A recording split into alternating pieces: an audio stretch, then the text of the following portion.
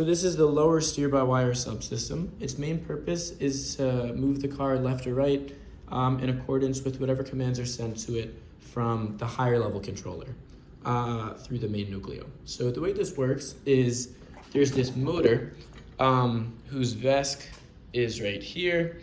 The VESC connects to the lower steer-by-wire nucleo, and that's what gets the signals from the main nucleo.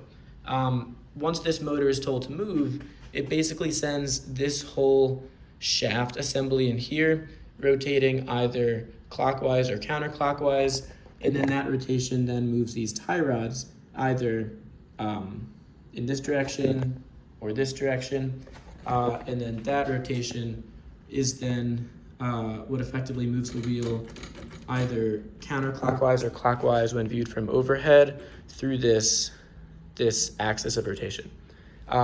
So that is how the lower steer-by-wire works in a nutshell. As far as mounting, you can see more information on this in the written documentation, but basically there are a lot of T-slots that were cut to particular lengths to allow for assembly.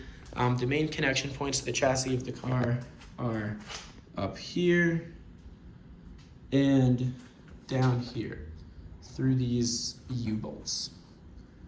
So that's kind of the mounting in a nutshell. Last thing to mention is the feedback control. So there's actually PID control running using this sensor.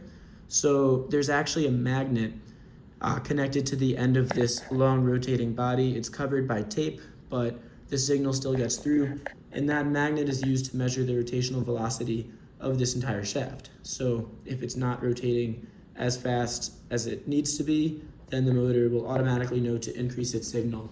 And that's how you'll gradually converge on the desired rotation angle of the shaft and subsequently rotation angle of these wheels so the car can go in whatever direction you want it to. And that is the lower steer-by-wire in a nutshell.